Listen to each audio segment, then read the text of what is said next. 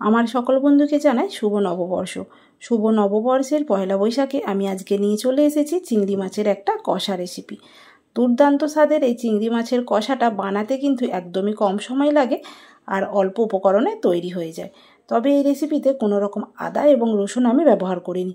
কিভাবে রেসিপিটা বানাতে হয় সেটা আজ তোমাদের দেখিয়ে দেব। দেখো, এখানে চিংড়ি মাছ পরিষ্কার করে আমি ধুয়ে নিয়েছি, খোসা তুলে নিয়েছি।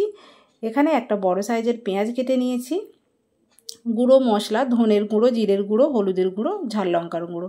হলুদের গুঁড়োটা একটু কম পরিমাণ নেবে, এইগুলো হাফ চামচ করে নেবে। অন্যান্য মশলা হলুদের গুঁড়োটা একটু কম নেবে। সমস্ত উপকরণ মিক্সড করে রেখে দেব। আমি এদিকে কড়াইটা বসিয়ে দিয়েছি, কড়াইয়ে সরষের তেল দিচ্ছি। এই রেসিপিটা সরষের তেলেই বানাতে হবে, তাহলে টেস্টটা কিন্তু খুব ভালো পাবে। কেটে রেখেছিলাম পেঁয়াজ, সেই পেঁয়াজটা আমি দিয়ে দিলাম। পেঁয়াজ তবে অতিরিক্ত ভাজা যাবে না, পেঁয়াজটা যখন কালারটা চেঞ্জ হতে শুরু করবে এই সময় আমি দেখো কেটে রেখেছিলাম দুটো কাঁচা লঙ্কা দিয়ে দিলাম, আর সাথে সাথে আমি পরিষ্কার করে রেখেছিলাম চিংড়ি মাছ, সেটাও আমি দিয়ে দিলাম। দিয়ে ফ্লেমটাকে মিডিয়ামে রেখে একটু কষাতে থাকবো।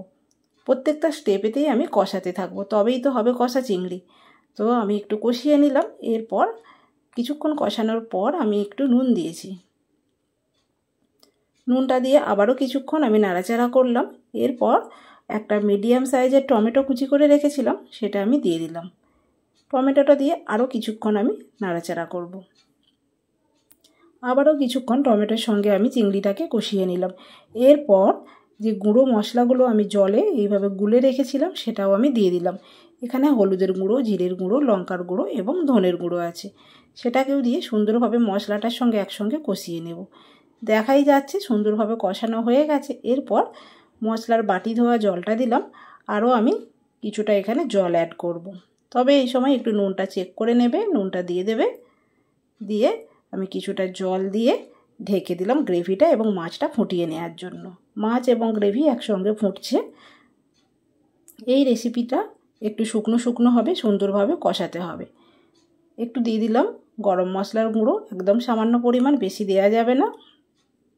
দিয়ে গ্রেভিটাকে আরও একটু আমি কষিয়ে কমিয়ে নেব, এতে করে তেলটা ছেড়ে দেবে আর সুন্দরভাবে কষানো হয়ে যাবে। এখন একটু কেটে রেখেছিলাম ধনেপাতা, সেটাও দিলাম। দিয়ে আমি গ্রেভিটাকে আরও একটু সুন্দরভাবে কষাবো। দেখো, লো ফ্লেমে আমি কষিয়ে নিয়েছি, তেলটাও ছেড়ে দিয়েছে আর দারুণ দেখতে হয়েছে। শুধু দেখতে না, খেতেও কিন্তু মারাত্মক টেস্ট হয়েছিল।